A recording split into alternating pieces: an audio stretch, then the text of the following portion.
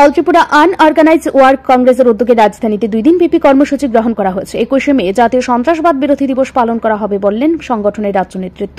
সোমবার প্রদেশ কংগ্রেস ভবনে এক সাংবাদিক সম্মেলনে এই কর্মসূচির কথা জানিয়েছেন সংগঠনের চেয়ারম্যান শান্তনু পাল। তিনি বলেন, প্রতি বছর এই দিনটিকে কেন্দ্র করে নানা কর্মসূচি পালন করা হয়ে থাকে।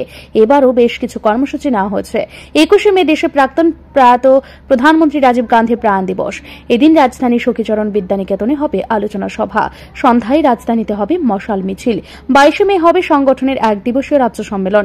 এই সম্মেলনের মধ্য দিয়ে সংগঠনের আগামী দিনের নতুন কমিটি গঠন করা হবে। সেই সঙ্গে বেশ কিছু আন্দোলন কর্মসূচিও গ্রহণ করা হবে।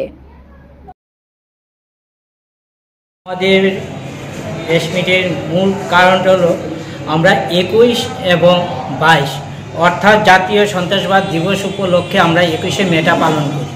সেই দিন রাজীব গান্ধীর মৃত্যুদিন এবং সেই দিন আমাদের অল ত্রিপুরা আনঅর্গানাইজ ওয়ার্কার কংগ্রেসের পক্ষ থেকে 2 দিনের একটা সভা করা হবে, সম্মেলন। সেই সম্মেলনের মধ্যে সন্ধ্যা 6টায় আমরা মশাল মিছিল। 2028 সালে বিধানসভা নির্বাচনকে সামনে রেখে কংগ্রেস দল গ্রাম থেকে শহর সর্বত্র সংগঠন শক্তিশালী করতে চাইছে।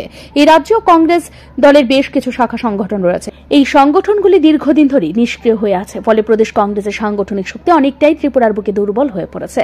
দীর্ঘদিন ধরে কংগ্রেস এই রাজ্যের ক্ষমতা দখল করতে পারছে না। 1993 সালের পর থেকে এখনো পর্যন্ত ত্রিপুরায় ক্ষমতায় আসতে পারছে না কংগ্রেস দল। প্রায় 32 বছর ধরে ক্ষমতার বাইরে রয়েছে এই দল। তাই 2028কে টার্গেট নিয়ে এগিয়ে যাচ্ছে কংগ্রেস। ব্যুরো রিপোর্ট, ঋদ্ধি নেটওয়ার্ক।